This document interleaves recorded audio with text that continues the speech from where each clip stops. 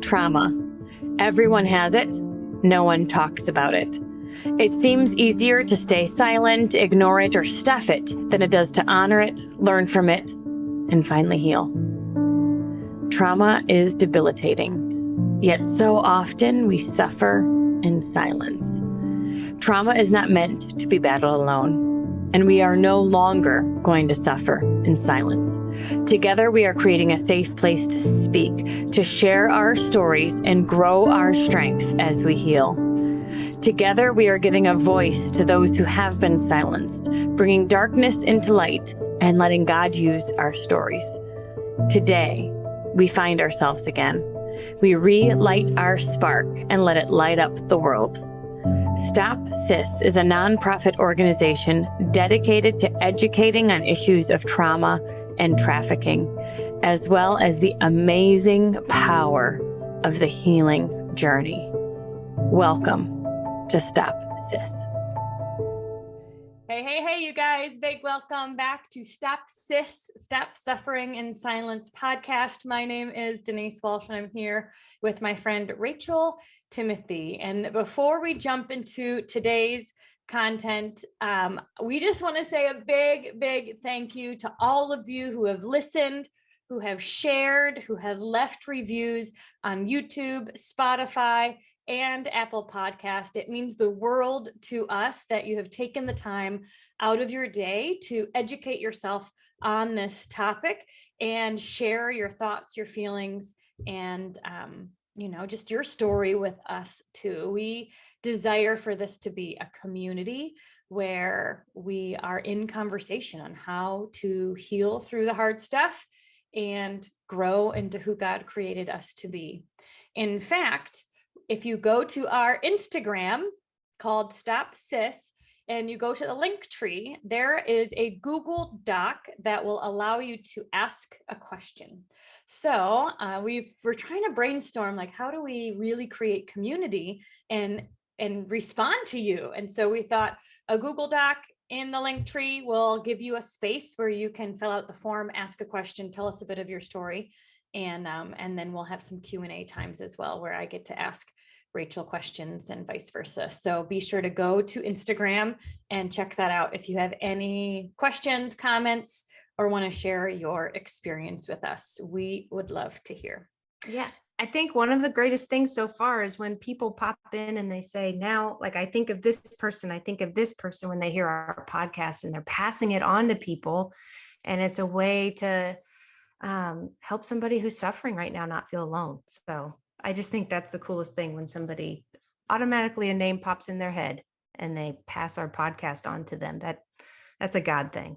It sure is. Yeah. These names are being popped into your head for a reason, right? You're remembering these people on purpose. So thank you guys so much for sharing. All right, Miss Rachel, we are going to talk about a really important topic. I mean, I think they all are, right? But this one is really, I think, special because it impacts you and those who've experienced it on a day-to-day basis. And so, as you know from the title, the topic of today is trauma brain. And so the three things that we are going to talk about is dissociation. What is it? How does it work? And how does it actually protect you during the hard stuff? 2 is trauma brain, which is how your brain is maybe wired. And we'll talk a bit about subconscious and self-sabotage and all that kind of stuff. And then also we're going to go into flashbacks, because for a long time, the dissociation kept you from remembering. And then all of a sudden you remembered, and now flashbacks come. So could you first describe dissociation, what it is, how it works, and how it's helpful? Yes. So dissociation was something that I was doing starting when the trauma was extremely difficult. I didn't know I was doing it. All I knew was that I would have blank space in my memory. I would lose time. And so as I got older and I started to recognize like the lost time, I was seeing a very good counselor who was able to point out this is dissociation. And it's what my brain did to protect me from experiencing just how awful the trauma was back when I was a kid, because ultimately I would not have been able to handle it emotionally, physically, mentally. Um, and this counselor actually told me, you have every reason to be sitting in the corner, sucking your thumb, and not functioning. And in many ways, the gift, the blessing of disassociation made it to where I could still function. I could still um, smile. I still had good grades. I still had friends and was good at sports and lived a fairly normal life, because all of that was not at the forefront of my brain like you would imagine trauma would be. So basically, I lose time. It's not like I go to some other world. It's just blank. Right. And so really, if it reminds me of when, somebody's driving to work and then all of a sudden they get there and they're like, wait a minute, how did I get here? You're Mm-hmm. kind of going through the motions and your mind is somewhere else. It's not necessarily present in the moment with your physical body. You're just kind of off in what one might call la la land or something like that, where your mind is Yeah. just somewhere else. Yep. Yeah. Teresa or Granny used to call it my happy place until she realized it's really not my happy place. But it's just nothing. I remember even times in college, I was on a basketball team and I was at the arena all the time. And there would be times when I'd be driving and I would show up at the arena and I'd realize, oh, I was supposed to be at class, but my automatic brain just sent me to the arena because that's where I just went kind of into dissociative mode and went where my body was used to going without even remembering. So that's kind of like how people experience it on a day-to-day basis. Dissociation is not uncommon. So one thing that's interesting too about dissociation is that it happens during the traumatic event. But I have also learned through talking to you that it can happen when there's the trigger of the traumatic event. So kind of like Pavlov's dog a little bit, for those that don't know, Pavlov's dog is a study, like an old psychology study they did years ago, where they would ring a bell and then give a dog a treat. And then eventually the dogs learned that the bell meant treat. And so when they rang the bell, the dogs physically salivated because they connected the treat to the bell. And so it doesn't even have to be from, and you'll be able to explain more, but it doesn't even have to be the trauma itself. It could just be the thing leading to the trauma that then you're gone and your body is on its own, kind of. Yeah, basically. I think there's triggers out there that happen naturally. There's ones that, whether it's the smell of what it was like when you were being hurt, or a particular, maybe a hat that the abuser wore, or a cologne, or um, it could be anything physical, something you hear, something at all that takes you back to that moment. And yeah, you can lose time again. For me, when I typically dissociate, it typically comes from something on purpose nowadays. And that's what sucks about dissociation. I call it a blessing because I think God meant for it to be a blessing in my life, and it was. But what stinks is we get better and better at learning our brains. Abusers understand that better too. And so they will purposefully do a trigger or do a sound or do a word right before hurting you severely, and do it multiple times. It's very much like Pavlov's dog, because they do it multiple times to where all you have to do is hear that sound and your brain associates that with pain is coming next, shut down. One way that I describe it is, let's say your abuser used the word bread, and anytime he said bread, he then shocked you afterwards. It's pretty extreme, but let's say that happens, and it happens over and over and over again. Then it just got to where all you had to do was hear the word bread and you would shut down. Now, let's say you're at a restaurant with a group of friends and you're ordering your drinks, and then the waitress says, I'll be back with your complimentary bread. And everybody continues on with their conversation. but I'm no longer there. And nobody has any idea why. I don't even necessarily know why. I just know I lost time. And so that's kind of how that works. But then when you have somebody who's purposefully taking advantage of that disassociation and doing things to take advantage and hurt you during that time, then it really gets complicated. And that's kind of how it's been for me more as an adult. As a kid, and when I was literally going through the trauma, it was a blessing. But then it got to a point where it's not protecting me anymore. In fact, it's making things worse. When would you typically come to? Like, how long do you disassociate for? And then would you ever come to during the trauma, or it was really hours later? Or how did that work?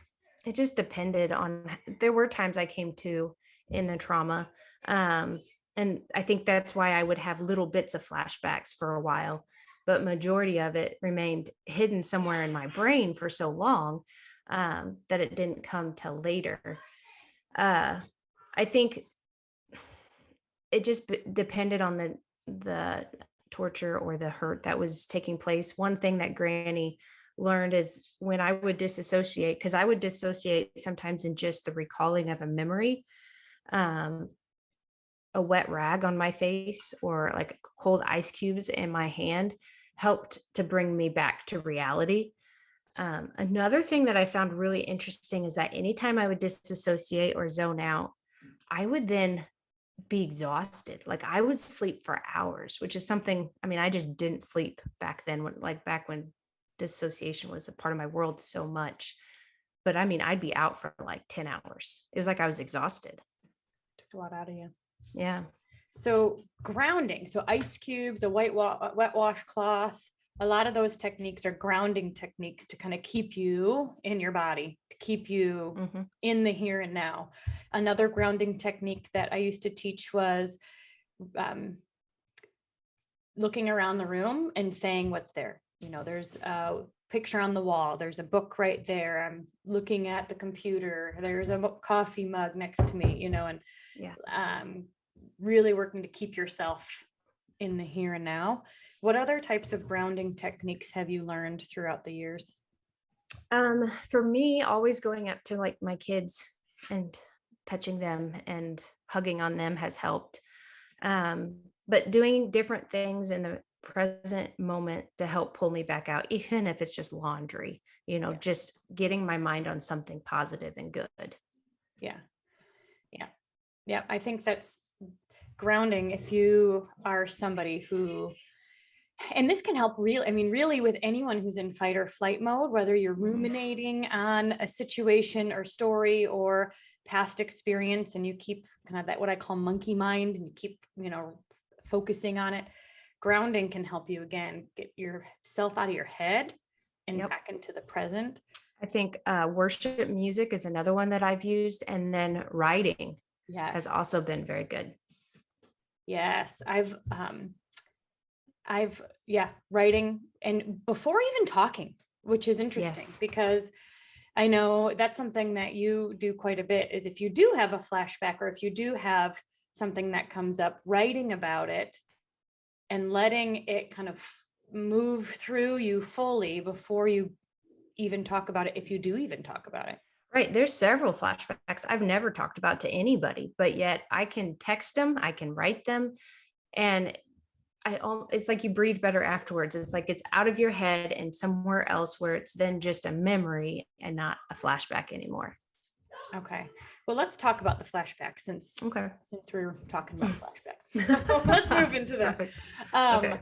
I want to hear a bit about, so I know you had a flood of flashbacks at age 27 when you started really recognizing what was happening. And I've heard this from others, like, I didn't know what I experienced was abuse and I didn't even really understand. And so you started having these flashbacks, you understood this is not okay.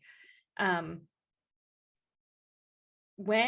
us a bit about flashbacks, and then I'm curious to know, once you've worked through it or you have the full memory, do you feel that emotional attachment again? Do you ruminate on it, or do you feel like it's released?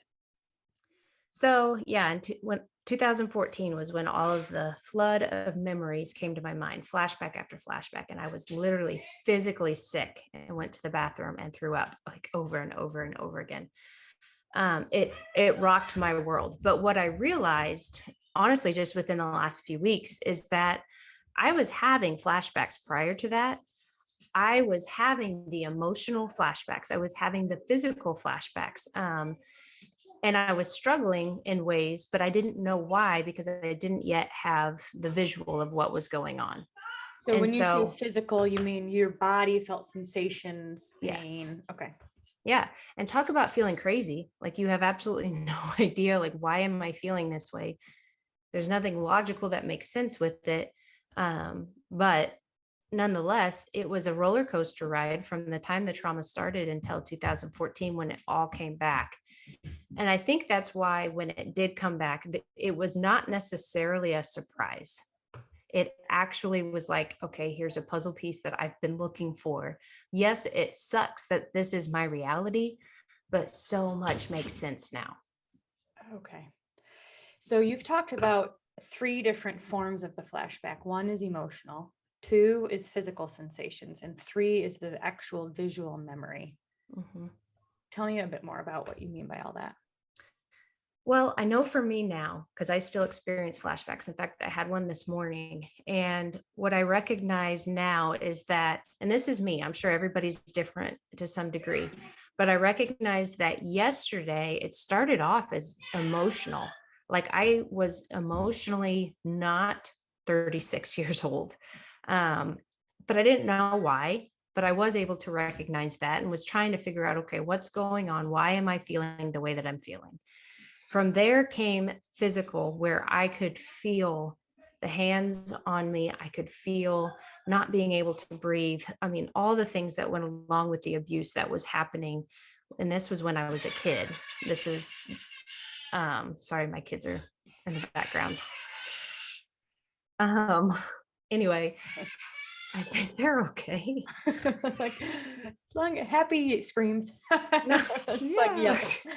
Yeah, it's like yelling. Their big brother's watching them, so that's probably why they're yelling. But yeah, so I would feel all of the physical sensations of it. And then this morning I woke up and it was the visual, and it all then came together, the emotions, the physical, the visual, and it's almost like a movie reel for me. Like it will start and then stop and then start at the beginning again and then stop somewhere until eventually it moves all the way through. Okay. And what you've told me in the past as well is that it's not even necessarily helpful to try can we pause this and let me just go check on them? Is that possible? Go ahead. Okay, I'm sorry. Go ahead. All right. Is everybody okay? Everybody's good. Everybody's good. Okay. We're emotional, but we're good. That's what happens with 4 kids in summer. That's right. Yep. In a small house. And yes. Yes. It's okay. So do you remember where we were? Yeah. Talking about the physical, emotional, and then actually seeing the flashback. So anyway, this morning was when I was able to see the flashback, and sometimes it can take me days. Sometimes it can take hours. Typically, if I'm writing it down as it's coming, and sometimes it'll start in the middle, sometimes at the end, and then go backwards. But once I get the whole movie reel over, then it seems to move. And when I write it down, it seems to move from flashback to memory. And then I'm no longer physically there, because a flashback is you're reliving it. It's as if you are there.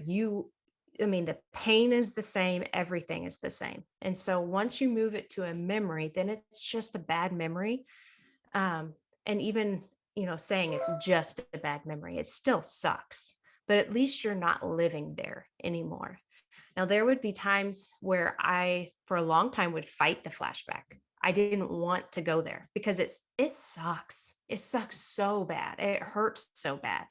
And I remember when I would start to feel the emotions, or I'd start to feel the physical pains of it. And I would be like, no, I don't have time for this today. I can't do this today. Sometimes I can, push it away for a little bit to get through like whatever like mom moment I need to do. Sometimes I can't. Sometimes it's just too heavy and it comes anyway, and I have to try to function throughout it. But that's one of those things as far as trauma brain goes, that I think those who have not experienced trauma don't understand the changes it makes to your brain. We don't choose flashbacks. We don't choose to go back and relive these things. It's not a choice. Sometimes it's the only way to heal, though. And I think our body knows that. And so it's putting these things at the forefront of our brain saying, hey, now's the time to recognize me because you need to move through this. And oftentimes, once I do work through flashbacks, I'm able to see where I had been held captive in certain areas of my life due to that flashback, but I didn't know why. And then I was able to have growth and maturity in an area now that I've processed, if that makes sense. Well, and I know at first, if you're like, all right, I'm going to try to ignore the flashback, I'm going to bury the flashback, I'm going to do all these coping skills to get rid of the flashback, when in reality, allowing the flashback to come is the best thing to do in this situation. Writing it down, allowing it to flow through you so you can get to the other side. And then it's a memory, and it doesn't sound like you're then emotionally connected to that memory. It's a bad memory. Yep. It's like every other bad memory that I have. But I've had to remind myself as the flashback's starting or when it's at its worst, that I've lived through every flashback up to this point. I'm going to live through this one too. And reminding myself, I'm not there. This isn't happening to me right now. This is from the past, but I do still have to allow it to come. Helps me as well to stay grounded, but yet get through it. Right. Because that is the balance. You are currently safe. Yes. It is not happening. So you don't want to go, mentally live there really, but you do want to allow it. So I like the idea of the ice cubes, of the washcloth, of using some of those techniques to keep you in the here and now while still allowing it to come, so you can write it out and really work through it. And this has been a learning process for me, honestly. Like I'm 7-8 years into this process of healing, and it has taken a lot of trial and error, trying to figure out, is it best to push it down? Is it best to let it come? Sought a lot of counseling and help. And this is what works for me. But it's been a process. Like it doesn't just like, oh, okay, here's how I'm going to work through this today.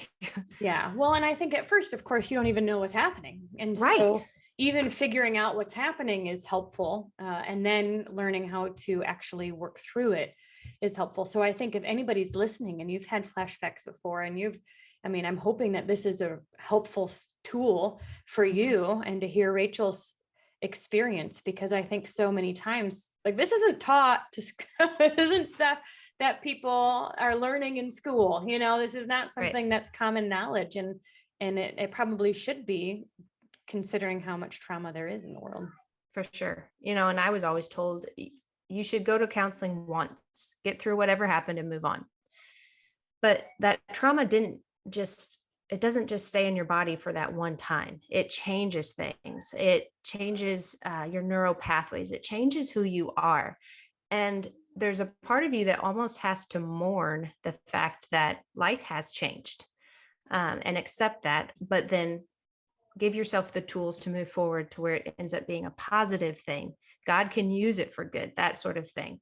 But, the shame that came with going to counseling, the shame with admitting that trauma still affected me, that flashbacks happened, that I wasn't okay, was difficult for me, honestly, in the church capacity, because a lot of times it's like, okay, where's your faith?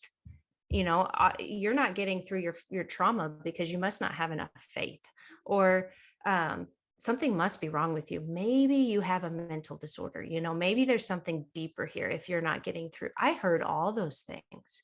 I've had people stop me in church hallways and say, are you bipolar? Are you, all sorts of things that just rocked my world. And the answer, I want to scream, no. I have trauma, and it is a lifelong process of healing, but it can be beautiful if you allow God to use it in the timeline that he wants to use it. I think oftentimes we we just want to fast forward that button and get to the end result. But this journey of healing that I've been on, even though it sucked a lot of the times, it has been life-changing. Like I am who I am because of the journey. If God had just flipped a switch and made me whole, I wouldn't be able to praise him through these mountains that he's moved along the way. Yeah.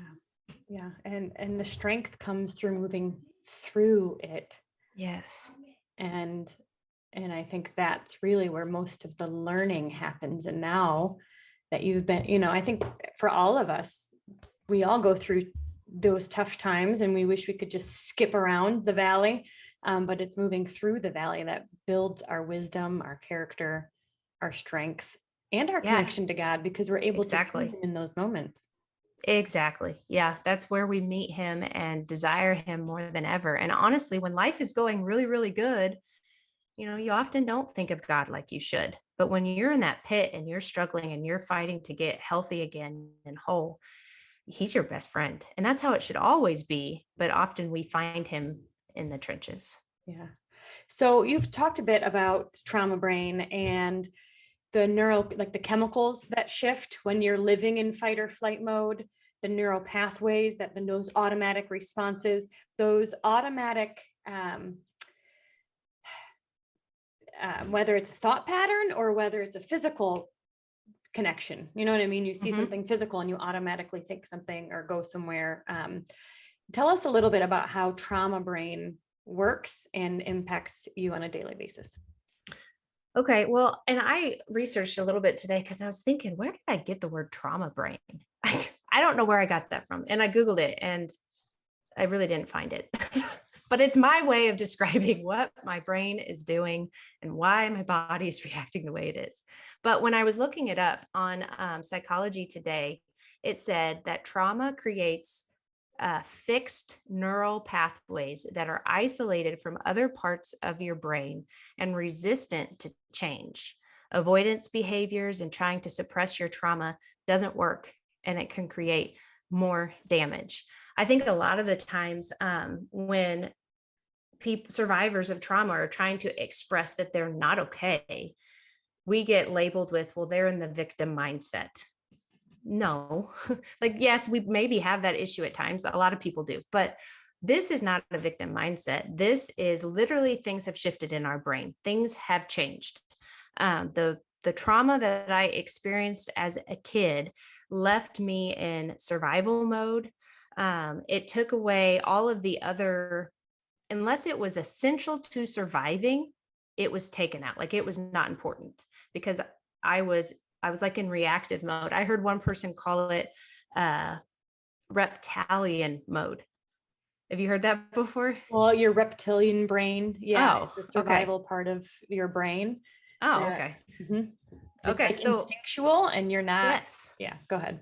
Yeah, so that's really what it feels like. Emotions are really taken out. It's just a matter of life or death. How do I get from point A to point B? A lot of the time, it's not logical thinking. A lot of the time, you're just trying to stay alive, and it could be that you're not in an unsafe situation at that time. It could be this is all due to the trauma from your past, but it feels like it's happening in that moment because your brain is associating a trigger with that past. And so with reliving it, you feel unsafe.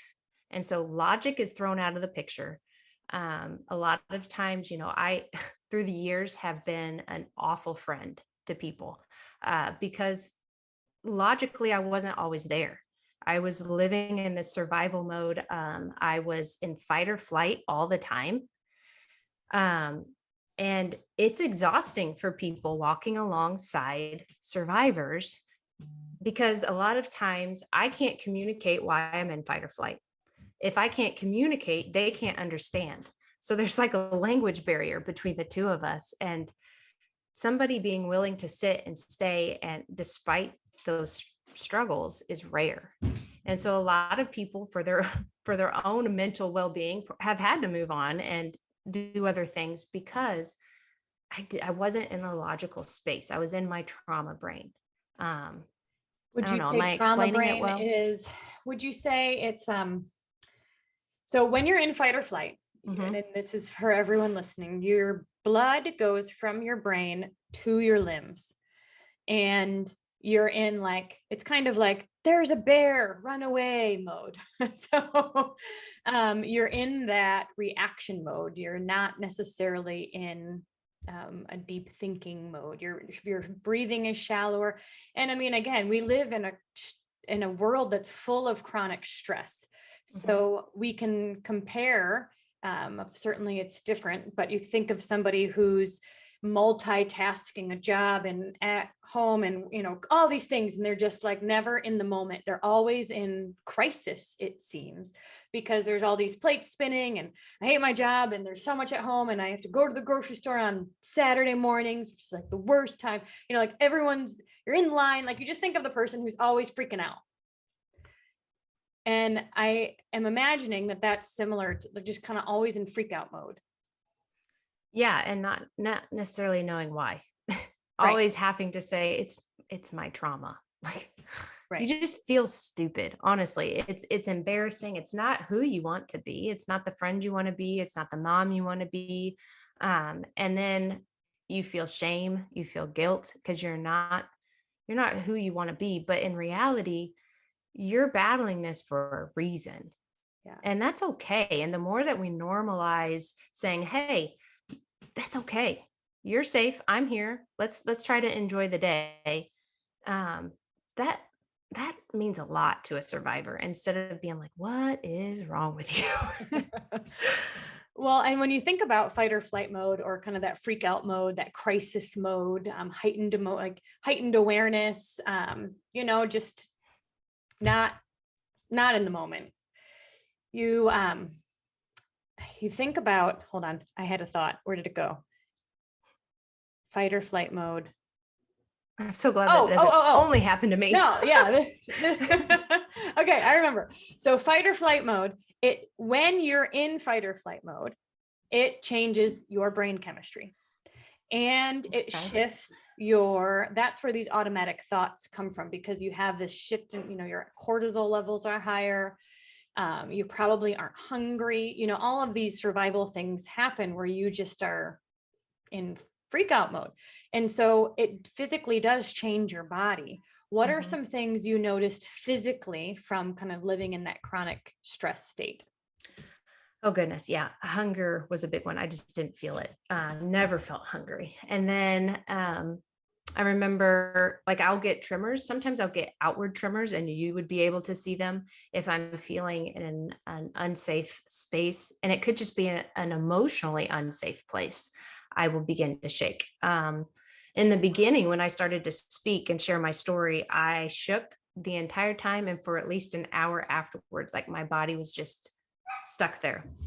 I often get internal tremors too, but I don't know if that's from the trauma. I'm sure it is. I get a hurt in my heart and my gut area. And so for me, whenever, like, my coping skill for many years was purging, because it seemed to hit that spot that hurt so badly and give me a sense of comfort. But it only lasted for a little bit. And then I would need it more, and I would need it more, and I would need it more. And it never really gave me what I needed. But that was one thing that I felt physically. I would feel like I'm constantly scanning, constantly looking everywhere. I'm one of those people that when I go to a restaurant, I want to sit in the corner where I can look out and see everybody. Probably not very much in the moment conversationally, because I'm needing to make sure there's nothing unsafe going on around me.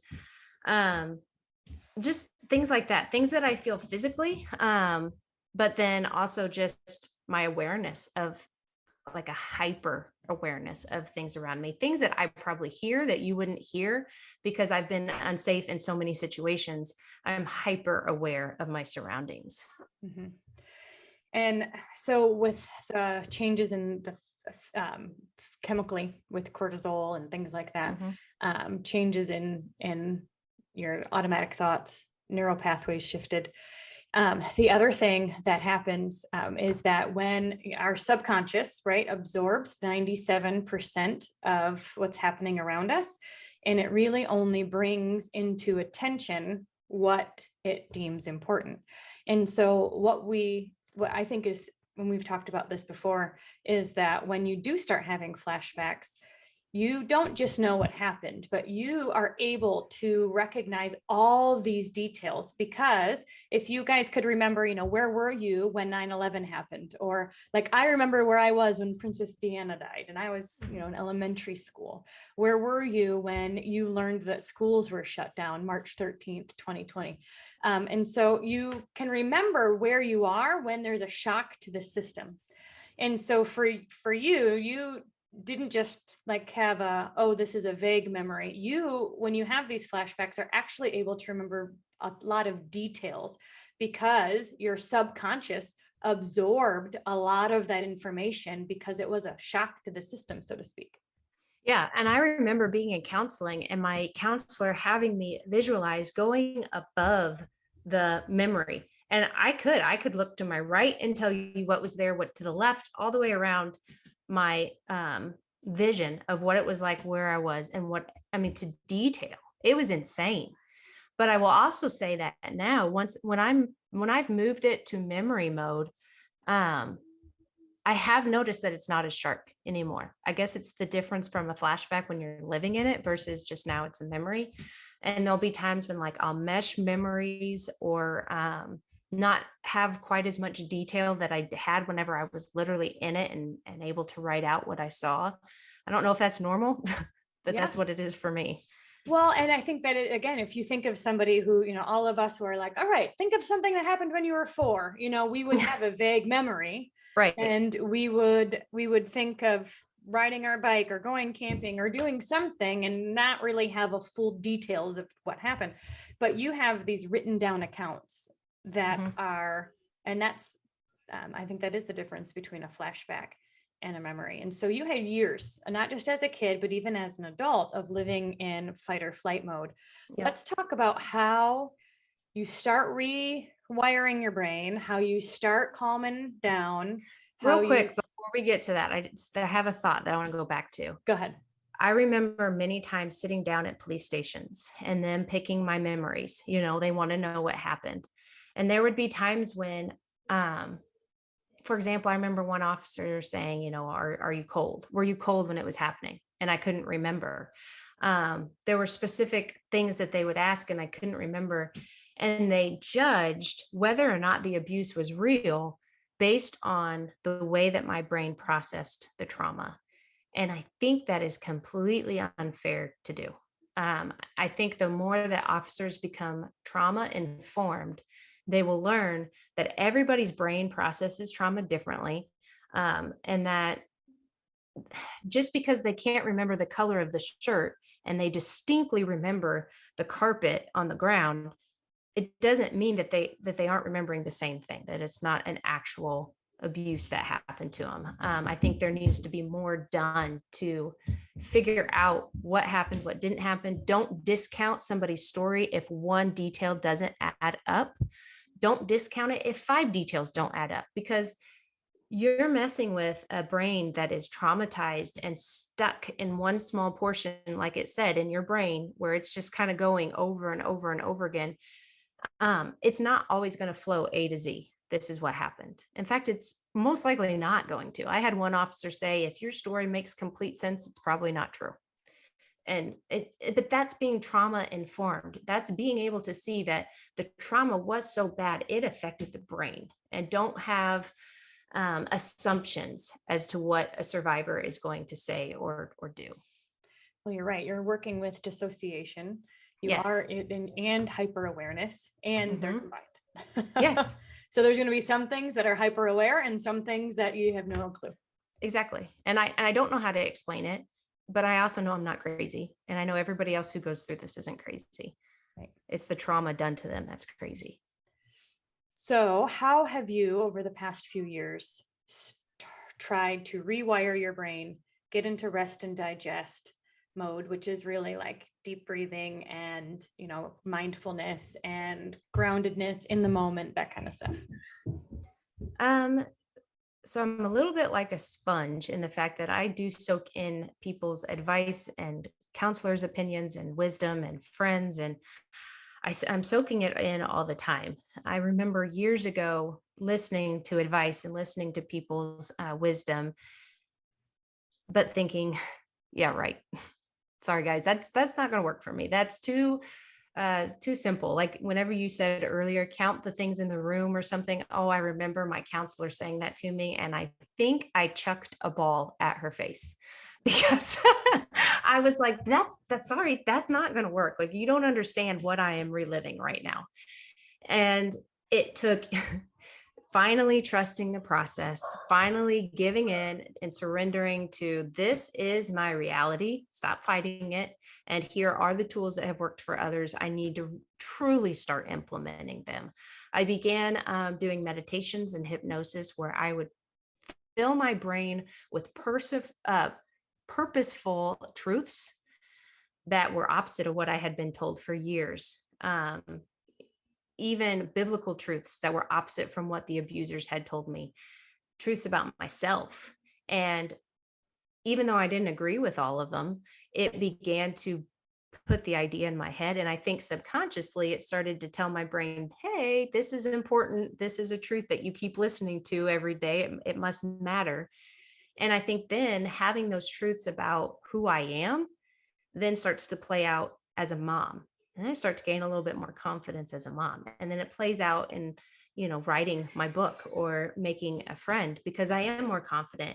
And slowly it's like a domino effect where I start to see the progress. And then when I look back and I'm like, holy cow, I have come so far, just taking one baby step at a time and trusting the process, even though I wanted that quick fix. But I've learned that quick fix actually derails you from the healing and growth that you truly need.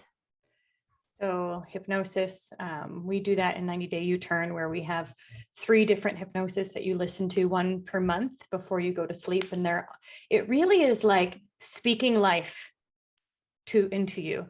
And the reason why we do it while you're falling asleep is because then your brain waves are in that more theta, like, that it's like when you're a kid and you're a sponge, right? It's that same type of brainwave because you're soaking it in. Yeah. Yep. You're in theta between the first 7 years of life, which is kind of how you identify, you begin to create your self-image, your view of the world, all of that stuff. And so when you're on your way falling asleep, you go from alpha and beta and all these things into that slower brain wave, which is when you're that sponge. And so again, you don't have to believe it for it to work, right? Because your subconscious does soak it in, and eventually you start responding to things differently. So the reality is that life's still going to happen, and some of those triggers were bred, or things may still happen. And so how did you start to, what skills did you use immediately when you did have life happen that maybe it would before take you into a tailspin, but now you're able to work through it in a calm way? So I remember one of the phrases that Granny hates the most is whenever I say, it's probably nothing, but it's typically always something. But that was my way of almost gaslighting myself and saying, this emotion I'm feeling is probably nothing. And it probably came from nowhere, but I'm just going to say it because maybe I should. But in reality, it's something that I was triggered with that caused a reaction. And so I have learned, stop discounting your feelings. I feel something, I'm aware of it. Start looking around, start figuring out what's going on. Instead of immediately, I used to cast shame on myself, like, this is so stupid to be feeling this way. I shouldn't be feeling this way. What is wrong with me? That type, like it would be a spiral downward. So instead I recognize it, I call it what it is. And then I start either writing or if I don't have somebody that I could safe that I can reach out to, then I will write it down. What I'm feeling, I will remind myself I'm safe. I will physically, make sure I'm in a place that is safe. But really, the key thing for me started with recognizing it. Mm-hmm. There were times when I would have had awful days in a row. And Granny and I would sit down and realize 3 days ago I was triggered, but I didn't recognize it. And it had ruined 3 days of my life. Whereas now I can almost automatically recognize it. And for those of, I mean, we can think about this in so many different situations. If you think of a domestic violence situation, or if you're living with an alcoholic and they come home, I mean, that can be a trigger. Or they're not home, or they're home late, or something happens. We can be emotionally upset for a lot of different things. And especially when it's connected to gaslighting or group abuse or things like that, then the littlest thing like, this is out of place. Yeah. Now I'm heightened. And what you said is profound, because recognizing that connection is huge, because then you have the power to shift it. Exactly. You have the power. I mean, I know lots of people who grew up with alcoholic parents who have that same heightened awareness, because they need to be sure the house is clean when mom comes home, or this happens, or whatever it is. And again, we're living on autopilot. And so we're just, our body's responding to these triggers, these emotions, these situations, because that's what it does. It's kind of automatic now. But once you bring it to the awareness, you can shift it. Yeah, so, it puts the control back to you. Yes, writing it down, talking about it. I mean, we will often say that if you're if something's triggering you, and when I say trigger, I'm meaning like an emotional upset. And this could be, someone from high school you don't like that posts on Facebook and you're like, there's a lot of different things that can get somebody riled up and emotionally charged. But noticing it, writing it down, and then, using those coping skills. I'm safe. This isn't happening right now. I'm okay. And really, that's how you rewire your brain, because instead of your body just responding and reacting to what it's used to, you are saying that's not true anymore. Yep. Yeah, exactly. And then to take it even a step further, like, yes, there's the survival of like the physical and staying safe, but there's been other ways trauma's affected me, like in relationships. Somebody, like, I've not been believed majority as far as my story goes. And the slightest comment from somebody can send my head spinning. And Granny said something to me the other day about how I become emotional when somebody says something for days. I'm lost in an emotional roller coaster ride. And in my head, I was like, does not everybody do that? Is that not normal? Does not everybody process things that way? So that's another thing I need to add to my to-do list. But yeah, like the emotional triggers of just feeling not seen, not heard, not believed. And I think everybody can relate to that in some sense of an emotional trauma that they've experienced. Yeah. And what's so cool about this work, and you can maybe share a story that you had, is that once you recognize it, and then you can rework it, and then you get to practice reworking it as it continues to come up. Eventually, the goal is that that same thing may still happen and you don't care at all. It's true. That is very true.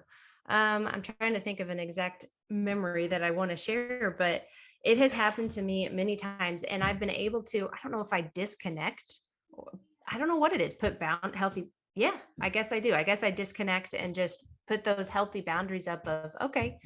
And what I've also learned is, this was big for me. It's not all about me. Like, mind blown. What? Somebody's bad mood may not be about me, but because of my trauma, I assumed it was. Like, that's okay. They are in a crappy mood and I did something, and now I have to reroute my day to make them happy. No, probably had nothing to do with me. Yep. But that concept totally blew my mind, and has had to be something that I've reminded myself often. Yeah. And the more inner strength we gain, the less those emotional triggers or other people have the power over us. Yep. And I think the stronger your relationship with God too, because the more that I am enough just with him, the more the crap around me just doesn't affect me as much. Yeah. And I think realizing too that in 90 Day U-Turn, I talk about my friend Larry. Do you remember him? Oh, yes, I remember Larry. So when I launched my Dream Life Daily Journal, the first review I got was like within a few days. I'm like, did you even get it yet? I don't understand. And the journal has pink on it. Like, why did you buy it, Larry? Like, I'm expecting people that I know to buy it, not Larry, But he left a review on Amazon that was like, worst journal ever. And I mean, he actually did a long review about how affirmations aren't helpful, meditation's stupid, all these things. And so of course I cried. Mm-hmm. And then I took a screenshot and I was like, this is going to be a story one day. And then I was like, you know what, Larry, like, it's like the Brene Brown stuff, Mm-hmm. I only am going to hang out with people who are in the arena doing the thing. And so at some point, Larry's opinion kind of bounces off of me. And so I think about that as we gain inner strength and you've gotten to a place where you're like, I don't need you to believe my story because I'm sharing my truth, whether you like it or not. Yes. And so someone can say whatever they want. That really shows more about them than it really does you. And so again, like life can happen, those same things happen, but because you are stronger and your intuition is stronger and you're building that self-confidence, it kind of bounces off like a rubber ball. Yeah. I think one thing I heard recently that really struck me was my sole purpose was a conversation had between me and God, not me, you, and God. Like, God didn't let you in on what he wanted me to do. So your opinion of me while I do God's work does not matter. And I appreciate, the well-meaning wisdom, whatever that's passed on. But I am certain by the light that is in my heart from God, whenever I start to speak my truths and I start to share hope to other survivors, like this is where I'm supposed to be. And I know that because me and God have had that talk, not you, me and God, right. Stinking Larry, get out.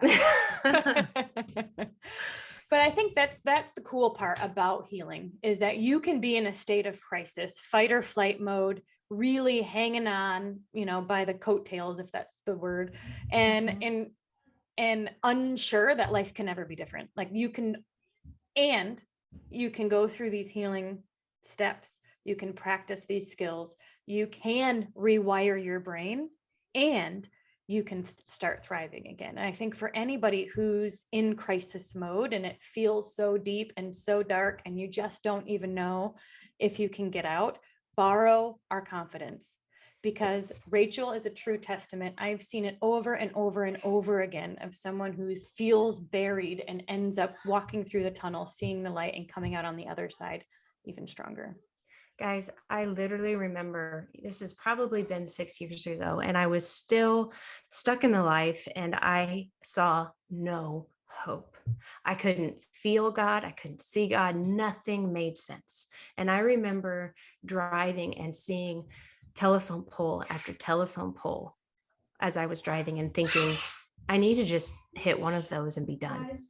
But then I thought to myself, if I do that, then somebody's going to have to explain to my kids what happened to their mom. And I was not okay with that. And that I didn't have any faith that I was ever going to be okay. I didn't have the hope that someday life would be where I am now. I just didn't. But I knew I had to try because I had these little people around me who were depending on me, and I didn't want to ruin their life. So I tried and I tried and I tried to fill my tribe with people who believed in me and who were supportive and striving for me to get better every day. A lot of my support system would hear, Rachel's never going to be okay. And I remember Granny saying, that's not the God I serve. And I remember her also saying that she may never be like you or you, but she's the way that God purposefully has made her to be and has made beauty out of ashes. And the things that I am able to do now, I would not have been able to do if that trauma didn't happen. And I get teary-eyed thinking of passing, and I can still see the telephone poles. I mean, I was in that moment, but for whatever reason, I held on. And I'm telling anybody listening to hold on, because there is a reason for you to be here. try, and there's going to be a community come around you to help you get to where you feel like you're breathing and healing again. Amen. Rewiring your brain is possible. Yes. Fight or flight mode, trauma brain it is real. Normal. It's Yes. normal. It's a part of the process. Yes. And in reality, it has protected you for a long time. And now we're at a place where we say, I don't need that anymore.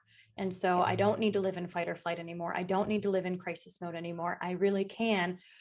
I mean, and tell them, and I know we're getting to the end of our time here, but tell them really quick about the deep breathing process, because when we think of mindfulness, it's kind of like monkey mind or multitasking versus mindfulness. You cannot be both at the same time. So in order to rewire monkey mind, which is like freak out mind, where your thoughts are going crazy, we want to move to mindfulness, which is in the moment, deep breathing, focusing on the here and now, and quieting our mind so we can hear our heart. And deep breathing is something, journaling, all these things really help you to do that. But I love the tip you gave in the group about why deep breathing is helpful. Okay. So I was also one of those who thought deep breathing was stupid. Like, okay, whatever. I'm going to take deeper breaths. Okay. That's going to help. But then I had somebody, a counselor, actually share with me that there is she called it a button, which was good for my visual. Like I could picture this button, but actually it's a nerve that rests around, like, I guess, your diaphragm. And so when you take that deep breath, like really, really deep breath, you push on that nerve. Basically, you push a button to feel calm, to feel better. It just kind of calms your monkey mind, your trauma brain. And honestly, I find myself doing it more and more. And whenever I notice myself doing it, I kind of, it's a eye opener of like, okay, I wonder why I'm needing that right now, why I'm needing to deep breathe right now. But it's become an automatic thing for my body. Oh, I'm not feeling so good. Let's start to take some deep breaths. And it legit works. You push that button, you take that deep breath and expand your diaphragm and push that nerve. It does, like literally you feel this good feeling in your stomach, which is interesting because that's where I held a lot of the pain from my trauma. And now I have control and I get to push a different button and give myself a comfort. Yeah, there's science behind all of this, you guys. And I believe it's called the vagus nerve. And so you guys can do some research on that. It's super cool. Super cool. So, all right. Well, I'm going to end with an I declare as we wrap this up. But Rachel, is there anything that you want to add to anybody out there based on what we've talked about today? Just don't shame yourself for feeling the trauma brain. Also, do what God is calling you to do. I think that was something that a lot of times trauma survivors are people pleasers, because that's how they survived. But if God is telling you to step out in faith and to do something, and it's different than what the world is telling you, maybe it's to share your story. Maybe it's something different. But trust him in what he's saying, because if I hadn't, I wouldn't be here and I wouldn't be as healed as I am today. Awesome. Well, thank you, Rachel, for again sharing your wisdom and your experience with us. You guys, we want to hear from you. So go to the Instagram, Stop Sis. I'll post it in the show notes below. Ask a question in the Google Docs, and then certainly leave a review on Apple Podcast, Spotify, or a comment on YouTube. We want to hear from you, and we super appreciate you being a part of this journey with us. So I am going to end on an I declare as we finish up today and take that deep breath. I know. and step into our next best self. All right, we've got, I declare it is not too late to accomplish everything God has placed in my heart. I have not missed my opportunity or my window of opportunity. God has moments of favor in my future. He is preparing me right now because he is about to release a special grace to help me accomplish that dream. This is my time. This is my moment. I receive it today. And this is my declaration. Have an awesome day, you guys. And we'll see you. Thanks, guys. All right. Bye-bye. Thank you so much for listening to this powerful episode of Stop Suffering in Silence. If you are interested in booking Rachel to speak at your school, your church, or on your podcast, then please email OpenBlindEyes@protonmail.com. If you are interested in sponsoring a survivor on their healing journey and would like to donate to Stop Sis, then please check out the link in the description box or show notes below, or you can email stopsis@protonmail.com. And finally, if you are currently suffering in silence, or you know somebody who is, whether they're dealing with a current trauma or one from the past, then we will always recommend that you reach out to your local resources and find a counselor that you can trust, because nobody is meant to suffer alone. Have an amazing week, and thank you for being here.